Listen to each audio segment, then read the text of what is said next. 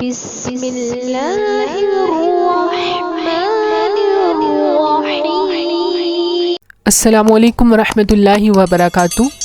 آج کا ہمارا وظیفہ والدین کے لیے ہے، ان والدین کے لیے جو اپنی اولاد کی وجہ سے پریشان ہیں کہ ان کی اولاد ان کی بات نہیں سنتی، ان کا رویہ اپنے والدین کے ساتھ اچھا نہیں ہے، ان کا کہنا نہیں مانتی، اور وہ چاہتے ہیں کہ ان کی اولاد نیک ہو جائے، صالح ہو جائے، ان کی بات سنیں، وہ جو بات کہیں ان کی بات مانیں، اولاد والدین کی فرما بردار بن جائے۔ یہ وظیفہ آپ کے لیے ہے، آپ اس پہ عمل کریں گے، انشاءاللہ آپ کی اولاد اللہ تعالیٰ کے حکم سے نیک ہو جائے گی۔ آپ جو بات کہیں گے وہ آپ کی بات مانے گی، آپ کی اولاد فرما بردار ہو جائے گی، ان کا رویہ آپ کے ساتھ اچھا ہو جائے گا۔ آپ کو مایوس ہونے کی، پریشان ہونے کی بالکل ضرورت نہیں ہے۔ میری کوشش یہی ہوتی ہے کہ ایسے وظائف لے کے آؤں جو فوری اثر رکھتے ہوں اور آسان ہو کرنے میں، جن کا کرنا آپ کے لیے آسان ہو۔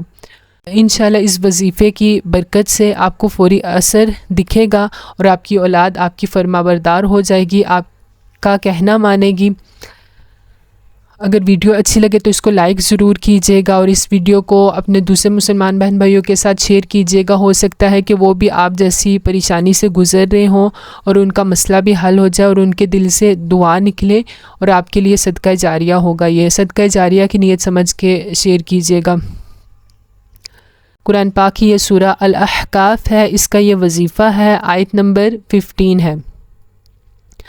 آپ نے یہ پوری آیت نہیں پڑھنی، جتنا بتا رہی ہوں اتنی ہی یہ آیت پڑھنی ہے۔ آیت پڑھ لیتے ہیں۔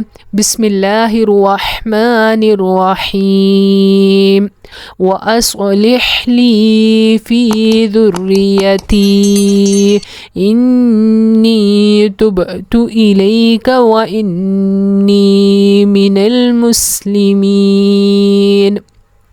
یہاں تک آیت آپ نے پڑھنی ہے۔ جس کی اولاد نافرمان ہو وہ اس آیت کو ہر نماز کے بعد پڑھیں، انشاءاللہ تعالیٰ اولاد صالح ہو جائے گی۔ پڑھنے کے وقت آپ یہ جو اس آیت میں لفظ آ رہا ہے ذریتی اولاد کو کہا جاتا ہے، میری اولاد۔ ذریتی کے لفظ پر آپ نے اپنی اولاد کا خیال رکھنا ہے، اپنے دل میں، اپنے ذہن میں۔